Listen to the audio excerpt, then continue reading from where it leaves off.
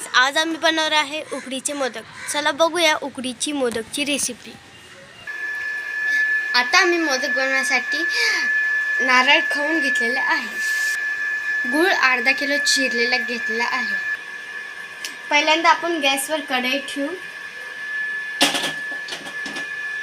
आता gas on करूया। 2 चमचे तूप टाकूया।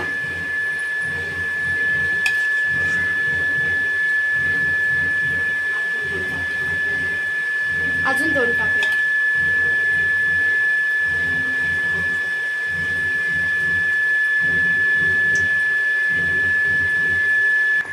आता आपण खाऊन घेतलेला नारळ टाकूया।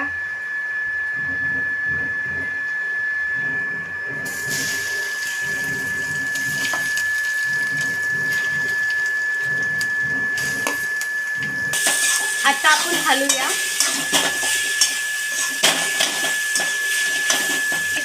बारीक गॅसवर हलवूया। ह्याच्यात आपण गूळ घालूया।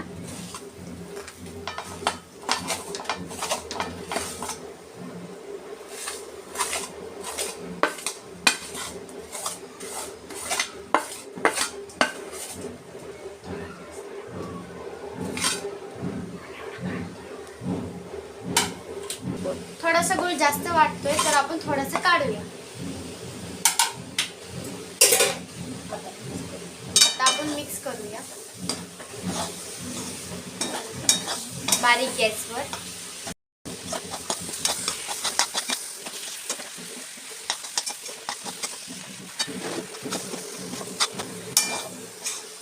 आता पाणी आटूपर्यंत थोडंसं हलवूया। तुम्ही बघू शकता गुळाला पाणी सुटलेलं आहे। एका साईडला आपण 3 ग्लास पाणी सोडलेलं आहे उकडसाठी। अर्धा ग्लास दूध घालूया।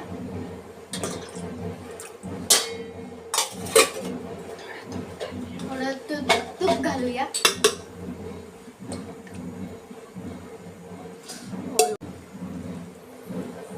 तीन ग्लास पाणी, अर्धा उकड काढण्यासाठी पाणी ठेवतो।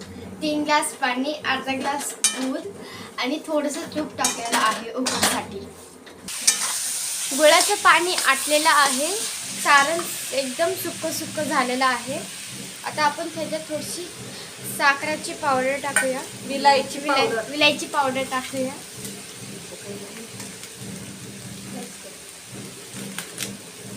आता आपण खसखस टाकूया।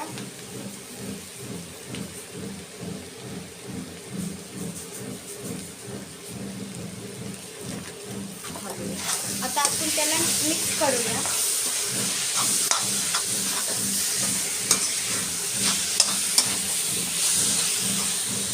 सारण तयार आहे। आपण गॅस बंद करूया। आता आपण ह्याच्यात मीठ टाकूया उकडीसाठी।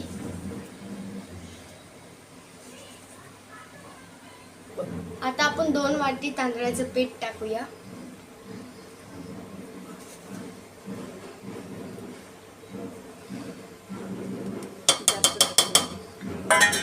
गॅस बंद करूया।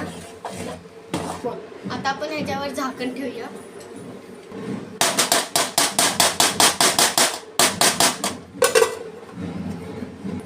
पंधरा मिनिटं झाकण तसंच ठेवूया। उकड आपण एक जीव करून घेत आहे। 15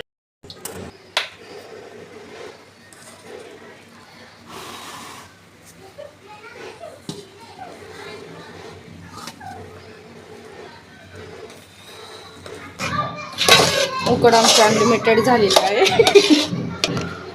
आता आपण ह्याला मळूया। थंड पाण्याने मळायचं आहे। आता आपण साच्याला तूप लावून घेऊया।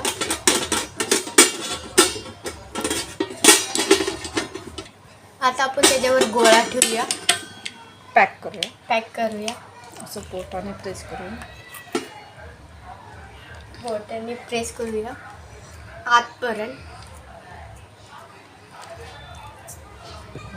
आता आपण ह्याच्यात सारण भरून घेऊया।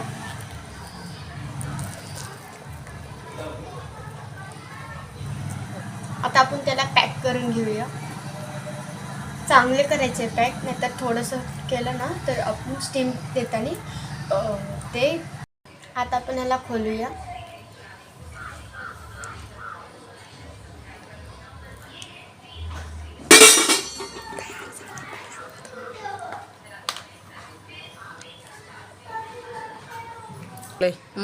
त्याच्यावरती केसर टाकूया आणि असंच आपण सगळे मोदक बनवूया. रेडी आहे.